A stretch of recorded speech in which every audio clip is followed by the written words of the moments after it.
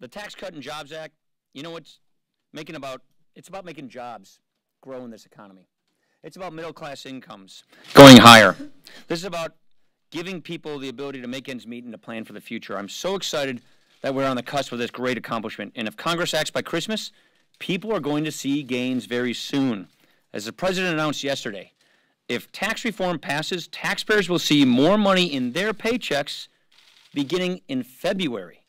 Withholding tables will reflect that. The IRS is already taking steps to prepare new withholding tables for 2018 based upon this legislation. This tax cut will mean less of a paycheck going to Washington and more to the hardworking person who earned it. Again, that's the whole purpose of this bill. Bigger paychecks for the people working hard to provide for their families. This is real relief. In addition to the course that this relief gives people a simpler system and a fairer tax code.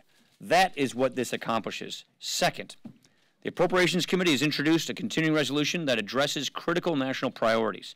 As you know, the People's House here passed all 12 appropriation bills on time and ahead of the fiscal year deadline. It remains our goal to see all 12 become law.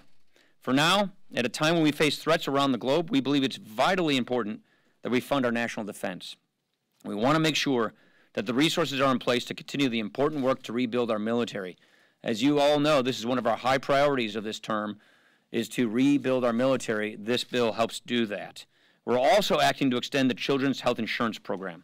You may recall last month, I think it was November the 3rd, the House passed a fully funded extension to protect the 9 million children covered under CHIP. That bill is H.R. 3922, the Championing Healthy Kids Act. Unfortunately, an overwhelming majority of House Democrats voted against that extension of CHIP funding. Care for children in need should always go beyond party lines. So I certainly hope both parties will come together to make sure that we extend CHIP funding now. Questions? Casey. Mr. Speaker, Congressman Blake Farenthold has said he won't run for re-election next year. Do you think he should step down now?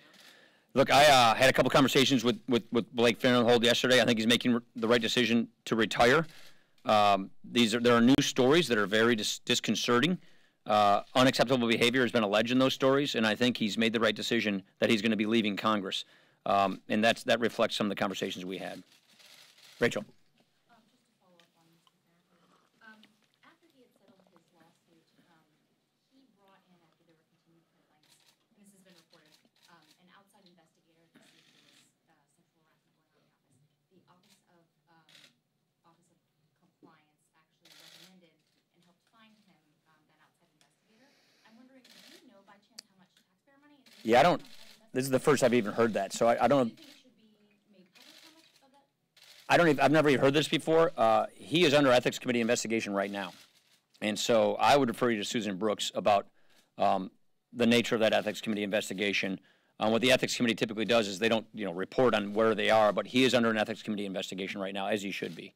Chad. Thank you. For a long time, this has gone on for decades here, members of Congress have slept in their offices. You have slept in your office for years. Members, show this as a sign of fiscal frugality. It's more of a convenience thing, but yeah. But in this climate of sexual harassment, of people prowling around from their offices to the House gym and their cities and so on, should members of Congress be allowed to sleep in their offices? Considering this climate, is this a time and place? And would you set the example, Mr. Speaker? Yeah, I don't see the point. We sleep in our offices because we work till about midnight, and we get up early in the morning. It actually is a convenience factor. We don't see our staffs. I never see my staff when I return back to my office. I go from the Capitol to the office, so it's not that we're seeing our staff in the evening when we're sleeping in our offices. It's simply a factor of convenience, and that, to me, makes a lot of sense because I live in Janesville, Wisconsin. I don't live here in Washington, D.C. If I'm not here voting and working, I'm at home with my family and constituents. So this is simply a convenience factor, and I don't see how it's connected to anything else. Let me go to Christine.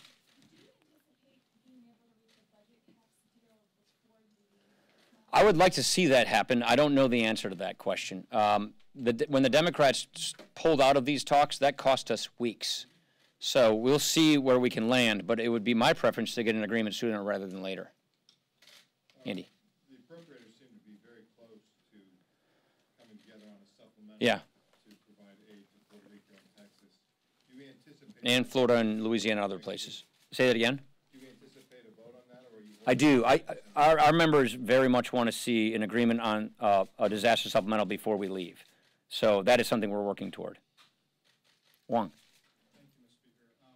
There seems to be some discussion underway as to which chamber would go first on tax reform. Can you clarify what you believe will happen? I don't know the answer to that question. There is discussion about this. It's all about timing and managing absences in the Senate.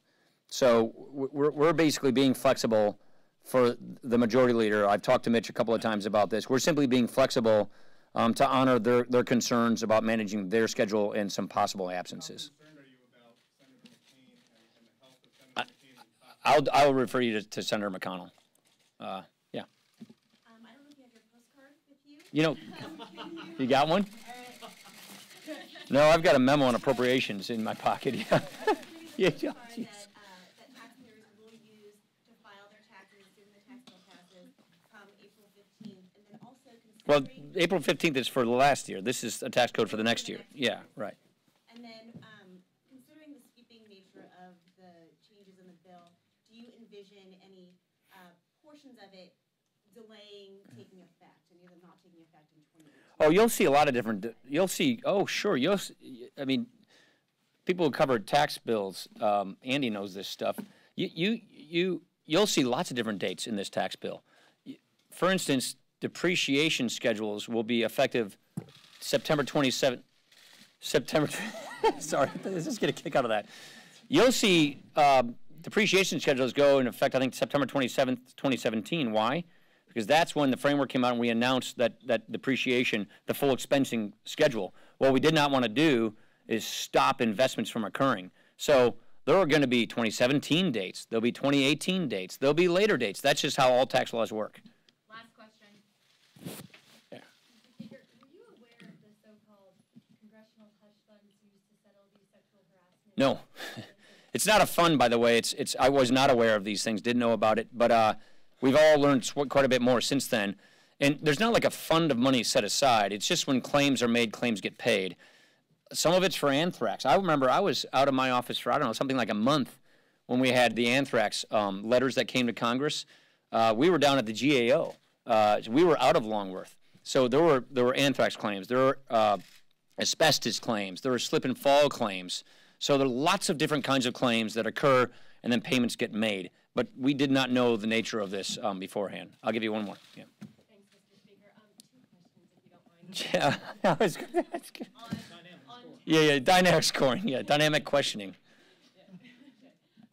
on tax, we know the polling has shown that it's not particularly popular, and even among Republican voters, there's some skepticism. What do you think?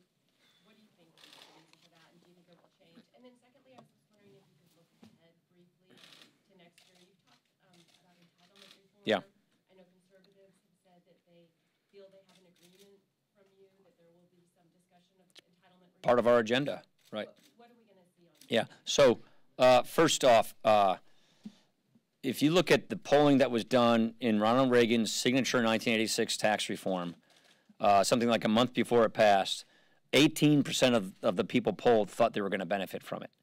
So this is the nature of the debate on things this big like tax reform. You've got pundits and spinsters and all of this, spinmeisters out there, confusing the public. And so that's what I think is happening here with tax reform, like you see with any large piece of legislation.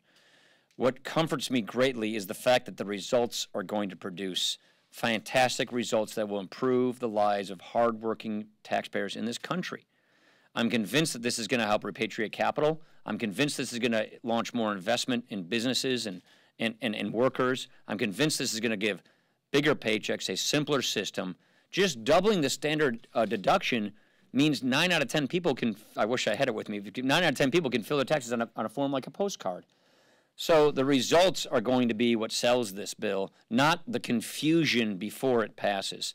On entitlement reform, I've long said there are two things you've got to do to get this debt under control. Reform the entitlement programs, which are on autopilot, grow the economy. we had 3 reconciliation packages prepared for this Congress. The first one, which the House passed on health care, didn't pass the Senate. The second one, which we're in right now, was about getting the economy growing, doing tax reform. We're on the cusp of delivering that. The third one, the one next year, is back to very important entitlement reforms. And one of the important entitlement reforms we see that is necessary is get us out of this poverty trap where we're actually trapping people in poverty, disincentivizing work.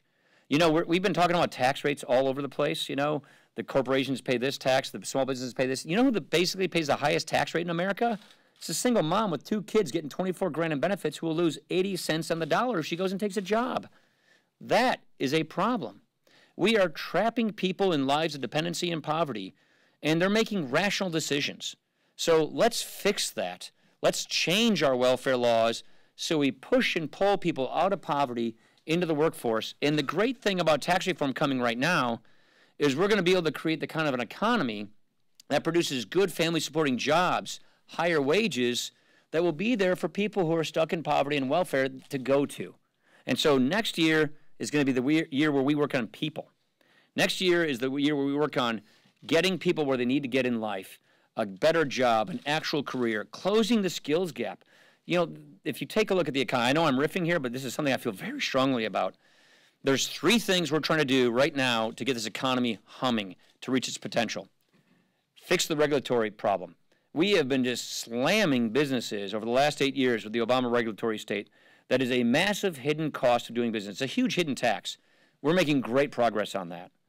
Reform the tax code so we can get faster economic growth, more jobs, higher wages, bigger paychecks. We're in the middle of doing that. People.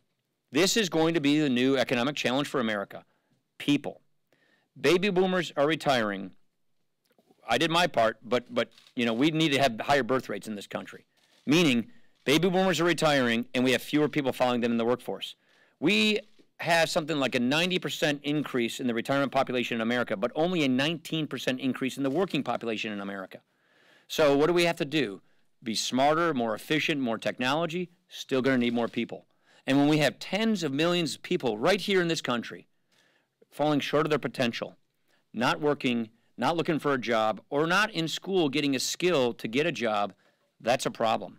So that's why we need to tackle these things. Next year, we want to take on criminal justice reform. We want to take on skills, you know, getting people the skills they need to get the jobs they want, career and technical career education, and welfare reform. So those are the kinds of entitlement reforms that we're talking about. The last point I'll say is Obamacare is collapsing and failing. So we won't be able to ignore that problem. So we're going to have to revisit the problem of a healthcare marketplace that is collapsing, and that is something that we're just going to have to get on to. So thank you very much, everybody. Appreciate it.